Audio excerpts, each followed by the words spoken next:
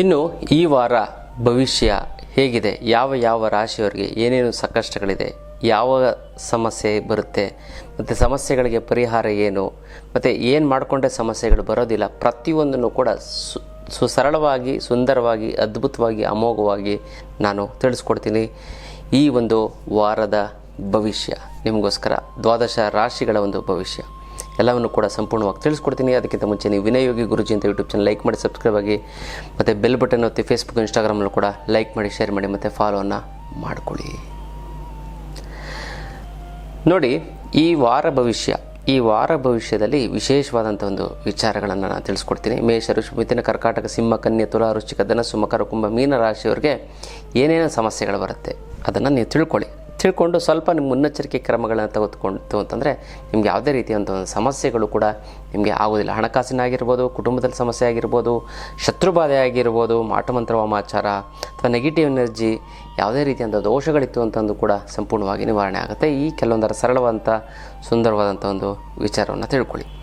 ಮತ್ತು ಯಾವುದೇ ರೀತಿಯಾದಂಥ ಒಂದು ಸಮಸ್ಯೆಗಳಾಗಬಾರ್ದು ಅಂತಂದರೆ ಈ ರಾಶಿಯವರು ನೀವು ಹೆಸರನ್ನು ಕಮೆಂಟ್ ಮಾಡಿ. ಅಮ್ಮ ಮಹಾಲಕ್ಷ್ಮಿ, ನಿನ್ನ ಆಶೀರ್ವಾದ ಸದಾ ನನ್ನ ಮೇಲೆ ಇರಲಿ, ಅದಕ್ಕೆ ನಿನಗೆ ಶತಕೋಟಿ ನಮಸ್ಕಾರ ಅಂತ ಕಮೆಂಟ್ ಮಾಡಿ ಕಳಿಸಿ. ನಾನು ಸಂಕಲ್ಪವನ್ನು ಮಾಡ್ತೀನಿ, ತಂತ್ರವನ್ನು ಮಾಡಿ ಒಂದಕ್ಕೊಂದು ಸೇರಿ ತುಂಬ ಚೆನ್ನಾಗುತ್ತೆ, ಒಳ್ಳೆಯದಾಗ್ತಾ ಬರುತ್ತೆ.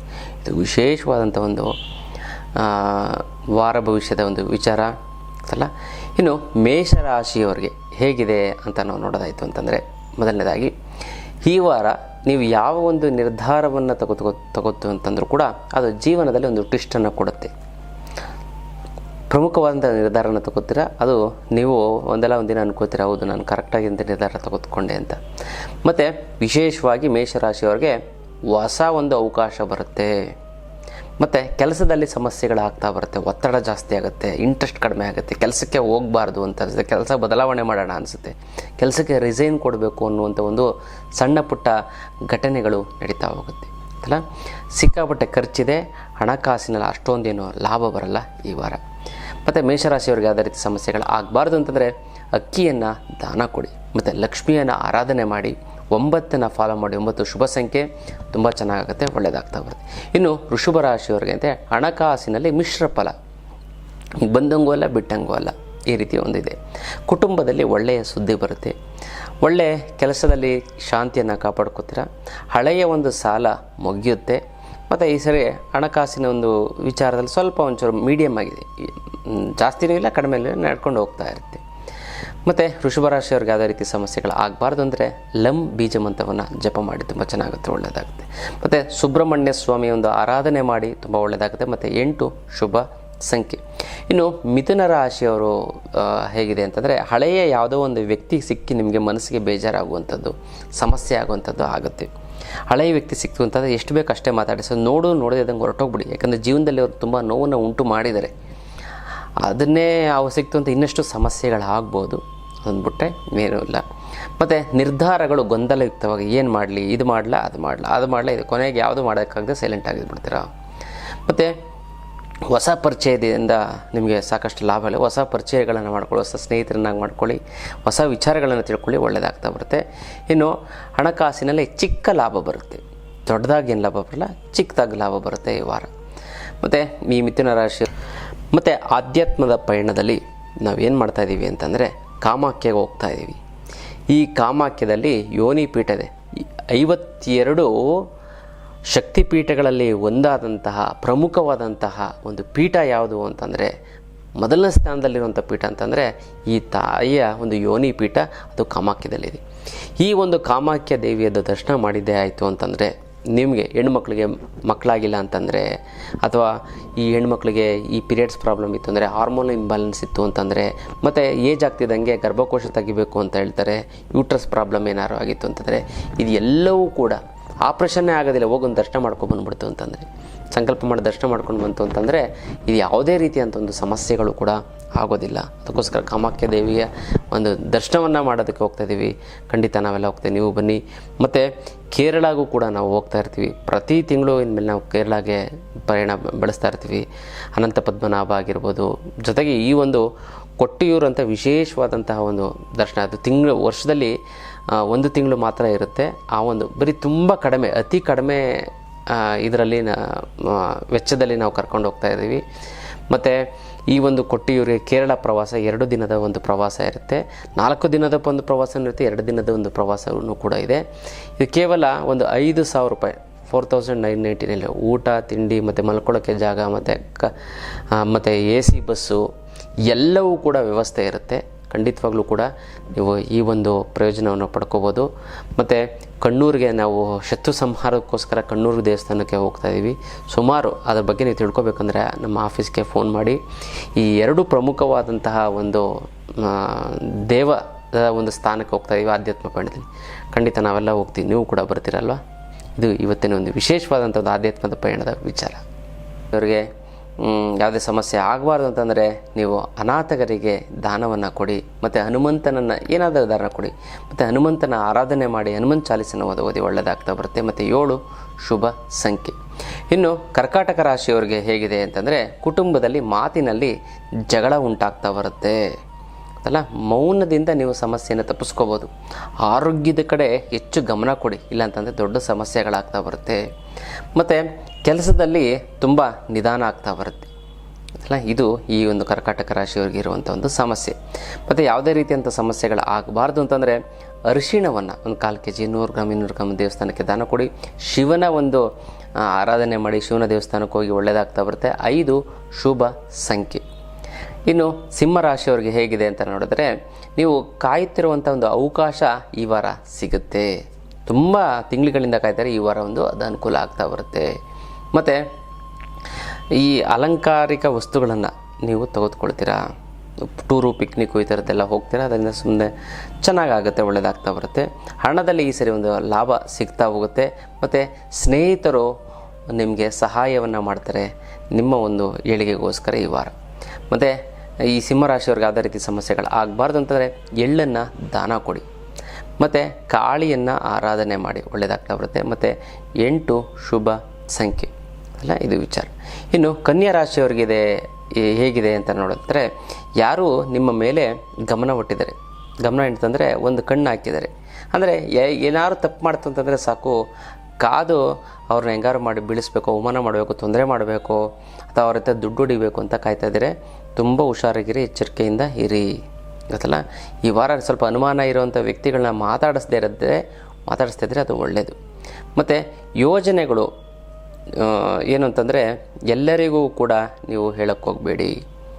ಯಾವ ಒಂದು ಯೋಜನೆ ಏನಿದೆ ಅಂತಂದರೆ, ಏನೋ ಒಂದು ವಿಚಾರವನ್ನು ಇಂಥದ್ದು ಮಾಡ್ತಾಯಿದ್ದೀನಿ ಯಾರಿಗೂ ಕೂಡ ಅದನ್ನು ಹೇಳೋದಕ್ಕೆ ಹೋಗಬೇಡಿ. ಕೆಲಸದಲ್ಲಿ ತುಂಬ ಜಾಗ್ರತೆ ಇರಲಿ.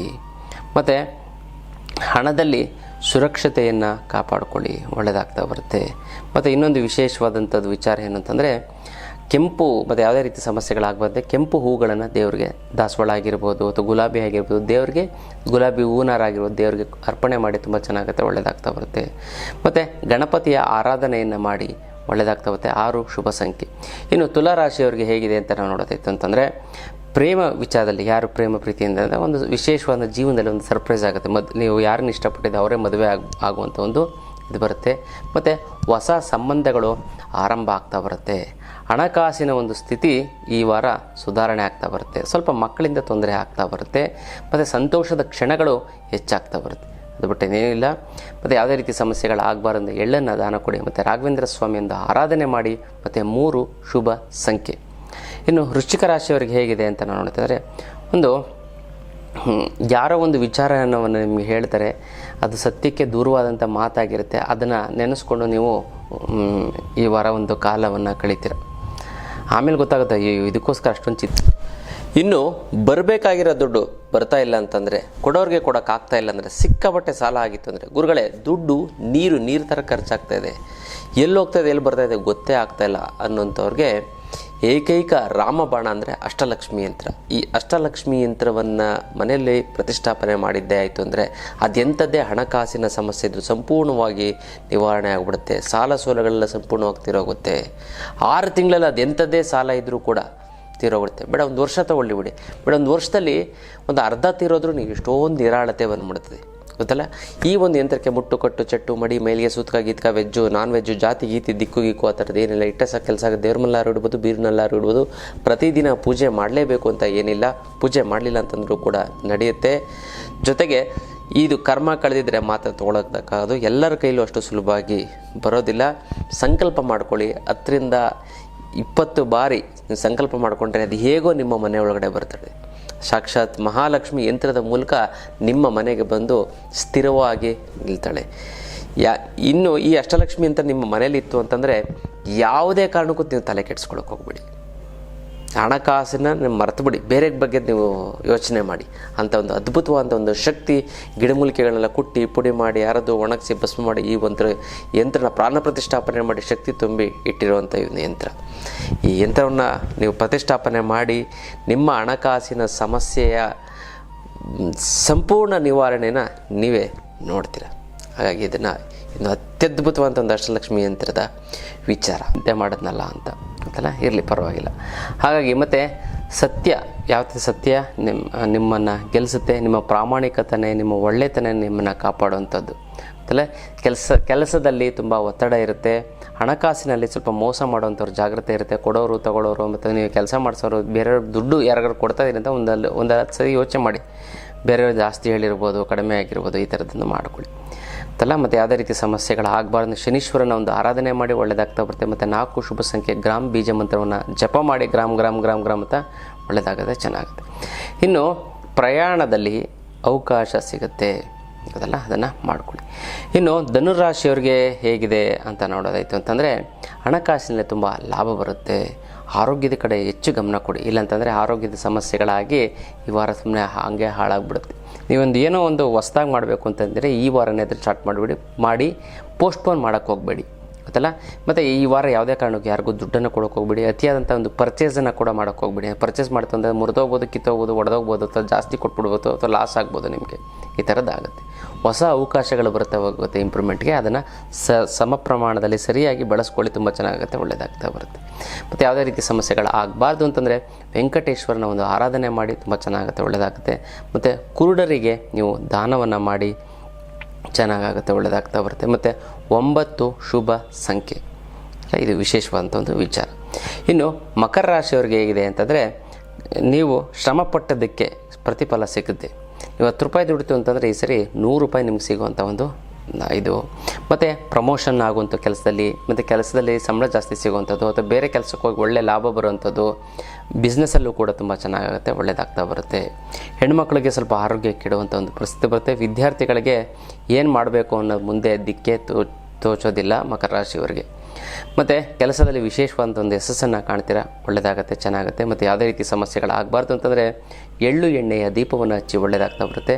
ಮತ್ತು ಗಾಯತ್ರಿ ಮಂತ್ರವನ್ನು ಜಪ ಮಾಡಿ. ಓಂ ಭೂರ್ಭುವಸ್ಸು ತತ್ಸವಿತುರ್ವರೆಣ್ಯಂ ಭರ್ಗೋ ದೇವಸ್ಯ ಧೀಮಹಿ ಧಿಯೋ ಯೋ ನಃ ಪ್ರಚೋದಯಾತ್ ಅಂತ ಪ್ರತಿದಿನ 11 ಬಾರಿ ನೀವು ಹೇಳಿ, ಒಳ್ಳೆಯದಾಗುತ್ತೆ, ಚೆನ್ನಾಗುತ್ತೆ. ಮತ್ತು 4 ಶುಭ ಸಂಖ್ಯೆ. ಇನ್ನು ಕುಂಭರಾಶಿಯವರಿಗೆ ಏನಂತಂದರೆ ಮನಸ್ಸಿನಲ್ಲಿ ಗೊಂದಲ ಹೆಚ್ಚಾಗ್ತಾ ಬರುತ್ತೆ. ಮತ್ತು ನಿರ್ಧಾರವನ್ನು ತೆಗೆದುಕೊಳ್ಳೋದಕ್ಕೆ ನೀವು ಸಮಯ ತಗೊಳ್ತೀರಾ. ಆನ್ಲೈನ್ ಕ್ಲಾಸು, ವಿಶೇಷವಾದಂಥ ಒಂದು ಆನ್ಲೈನ್ ಕ್ಲಾಸು. ಈ ಒಂದು ಆನ್ಲೈನ್ ಕ್ಲಾಸಲ್ಲಿ ಏನಿದೆ ಅಂತಂದರೆ ನಿಮ್ಗೆ ಜೀವನದಲ್ಲಿ ಯಾವ ರೀತಿ ಬದುಕಬೇಕು, ಮತ್ತು ಜನವಶೀಕರಣ, ಧನವಶೀಕರಣ, ಇರುವಂತಹ ದುಡ್ಡನ್ನು ಫಸ್ಟ್ ದುಡ್ಡು ಬರೋಗೆ ಏನು ಮಾಡಬೇಕು, ಮತ್ತು ಇರುವಂಥ ದುಡ್ಡನ್ನು 10 ರೂಪಾಯಿನ 100 ರೂಪಾಯಿ, 100 ರೂಪಾಯಿಂದ 1000 ರೂಪಾಯಿ, 1000 ರೂಪಾಯಿಂದ 1,00,000 ರೂಪಾಯಿ ಹೇಗೆ ಮಾಡುವಂಥದ್ದು, ದುಡ್ಡನ್ನು ಯಾವ ರೀತಿ ಬಳಸಬೇಕು, ಯಾವ ರೀತಿ ಉಳಿಸ್ಬೇಕು, ಮತ್ತು ಯಾವ ರೀತಿ ಗಳಿಸ್ಬೇಕು, ಜನರನ್ನು ಕೂಡ ಯಾವ ರೀತಿ ಉಳಿಸ್ಕೋಬೇಕು. ಮತ್ತು ತುಂಬ ಜನ ಫ್ರೆಂಡ್ಸ್ ಇತ್ತು ಅಂತಂದರೆ ನಿಮಗೆ 1 ಕೋಟಿ ರೂಪಾಯಿ ಇದ್ದಂಗೆ ಯಾರೋ ಸಹಾಯ ಮಾಡ್ತಾರೆ. ಅದರ ಜನಾಕರ್ಷಣೆ ಹೇಗೆ ಮಾಡಬೇಕು, ಜನವಶೀಕರಣವನ್ನು ಯಾವ ರೀತಿ ಮಾಡಿಕೊಂಡು ನಾವು ಜೀವನವನ್ನು ಒಂದು ಸುಗಮಗೊಳಿಸ್ಕೋಬೇಕು ಅನ್ನೋದನ್ನು ಆನ್ಲೈನ್ ಕ್ಲಾಸಸ್ ಇರುತ್ತೆ. ನೀವು ಡೈರೆಕ್ಟಾಗಿ ನಾನು ಹೇಗಿದೆ ನಾವು ಮಾತಾಡ್ತೀವಿ, ನೀವು ಡೈರೆಕ್ಟಾಗಿ ಅದರಲ್ಲೂ ಕೂಡ ನಿಮ್ಮ ಪರ್ಸನಲ್ ವಿಚಾರಗಳನ್ನು ನನ್ನ ಭೇಟಿಯಾಗಕ್ಕೆ ಒಂದು ಕ್ಲಾಸ್ ಅಟೆಂಡ್ ಮಾಡಿ ಜ್ಞಾನವನ್ನು ತಿಳ್ಕೊಂಡು ನಿಮ್ಮ ಸಮಸ್ಯೆಗಳನ್ನು ಕೂಡ ಅಲ್ಲೂ ಕೂಡ ಬಗೆಹರಿಸ್ಕೋಬೋದು. ಎಲ್ಲ ರೀತಿಯಂಥ ವಿಚಾರಗಳನ್ನು ತಿಳಿಸ್ಕೊಡ್ತಾ ಹೋಗ್ತೀನಿ. ಝೀರೋ ಇರೋಂಥ ವ್ಯಕ್ತಿ ಈ ಆನ್ಲೈನ್ ಕ್ಲಾಸ್ ಅಟೆಂಡ್ ಮಾಡಿ ಹೀರೋ ಆಗಿರೋಂಥ ಉದಾಹರಣೆಗಳೆಲ್ಲ ನಾವು ನಮ್ಮ ಆಶ್ರಮಕ್ಕೆ ಬಂದು ನೀವು ನೋಡ್ಬೋದು. ಅಂಥ ಒಂದು ಅದ್ಭುತವಾದಂಥ ಒಂದು ಆನ್ಲೈನ್ ಕ್ಲಾಸು ಜನ ಮತ್ತು ಧನವಶೀಕರಣ. ಇದಕ್ಕೂ ಕೂಡ ನೀವು ಹೆಸರನ್ನು ಬರೆಸಿ ಈ ಒಂದು ಕ್ಲಾಸಸನ್ನು ಕೂಡ ನೀವು ಅಟೆಂಡ್ ಮಾಡಬಹುದು. ಇದು ವಿಶೇಷವಾದಂಥ ಒಂದು ಆನ್ಲೈನ್ ಕ್ಲಾಸು, ಎಲ್ಲರಿಗೂ ಕೂಡ ಅಷ್ಟು ಸುಲಭವಾಗಿ ಸಿಗೋದಿಲ್ಲ. ಹಾಗೆ ಈ ಒಂದು ಆನ್ಲೈನ್ ಕ್ಲಾಸನ್ನು ನೀವು ಜಾಯಿನ್ ಮಾಡಿ ಅಂತ ನಾನು ತಿಳಿಸ್ಕೊಡ್ತೀನಿ. ಮತ್ತು ಹೊಸ ಐಡಿಯಾಗಳು ಬರುತ್ತೆ. ಮತ್ತು ಹಣಕಾಸಿನಲ್ಲಿ ಮಿಶ್ರ ಫಲ, 6 ಕೇಳಲ್ಲ 3 ಕಿಳಿಯಲ್ಲ, ಮತ್ತು ಹಾಲೇ ನಿಂತ್ಕೊಬಿಡುತ್ತೆ. ಹೌದಲ್ಲ ಇದು. ಮತ್ತು ಯಾವುದೇ ರೀತಿ ಸಮಸ್ಯೆ ಆಗಬಾರ್ದು ಕುಂಭರಾಶಿಯವರಿಗೆ, ನಾಯಿಗೆ ಊಟಕ್ಕೆ ಹಾಕಿ ಬನ್ನು ಬ್ರೆಡ್ಡು ರೊಟ್ಟಿ ಅನ್ನ ಏನಾರು ಹಾಕಿ ಮತ್ತು ಚಾಮುಂಡೇಶ್ವರಿ ಆರಾಧನೆ ಮಾಡಿ ತುಂಬ ಚೆನ್ನಾಗುತ್ತೆ, ಒಳ್ಳೆಯದಾಗುತ್ತೆ. ಮತ್ತು 2 ಶುಭ ಸಂಖ್ಯೆ. ಇನ್ನು ಮೀನರಾಶಿಯವರಿಗೆ ಹೇಗಿದೆ ಅಂತ ನಾವು ನೋಡುತ್ತಂದರೆ, ನಿಮ್ಮ ಒಂದು ಭಾಗ್ಯದ ಬಾಗಿಲು ತೆರೀತಾ ಹೋಗುತ್ತೆ, ತುಂಬ ಸ್ಟ್ರಾಂಗ್ ಆಗಿರ್ತೀರ, ತುಂಬ ಒಳ್ಳೆಯದಾಗ್ತಾ ಬರುತ್ತೆ. ಮತ್ತು ಹೊಸ ಇನ್ಕಮ್ ಸೋರ್ಸು ನಿಮಗೆ ಸ್ಟಾರ್ಟ್ ಆಗ್ತಾ ಬರುತ್ತೆ, ಯಾವುದೋ ರೀತಿಯಿಂದ ದುಡ್ಡು ಬರೋದಕ್ಕೆ ಪ್ರಾರಂಭ ಆಗ್ತಾ ಬರುತ್ತೆ. ಮತ್ತು ಕೆಲಸದಲ್ಲಿ ಉತ್ತಮವಾದಂಥ ಒಂದು ಬೆಳವಣಿಗೆ ಆಗ್ತಾ ಬರುತ್ತೆ. ಮತ್ತು ಸಂತೋಷದ ಸಿಹಿ ಸುದ್ದಿ ನಿಮಗೆ ಸಿಗ್ತಾ ಹೋಗುತ್ತೆ. ಕುಟುಂಬದಿಂದ ಒಳ್ಳೆ ಸೌಖ್ಯ. ಮತ್ತು ಯಾವುದೇ ರೀತಿ ಸಮಸ್ಯೆಗಳು ಆಗಬಾರ್ದು ಅಂತಂದರೆ ಕಾಗೆಗೆ ಊಟಕ್ಕೆ ಹಾಕಿ ಮತ್ತು ಲಕ್ಷ್ಮೀ ನರಸಿಂಹ ಸ್ವಾಮಿಯಿಂದ ಆರಾಧನೆ ಮಾಡಿ. 6 ಶುಭ ಸಂಖ್ಯೆ ಅಂತಲ್ಲ. ಇದಾಗಿತ್ತು ಈ ಒಂದು ವಾರದ ಭವಿಷ್ಯ. ಇನ್ನಷ್ಟು ವಿಚಾರ ತಿಳ್ಕೊಳ್ಳೋಣ ಮುಂದಿನ ಸಂಚಿಕೆಯಲ್ಲಿ. ಅಲ್ಲಿವರೆಗೂ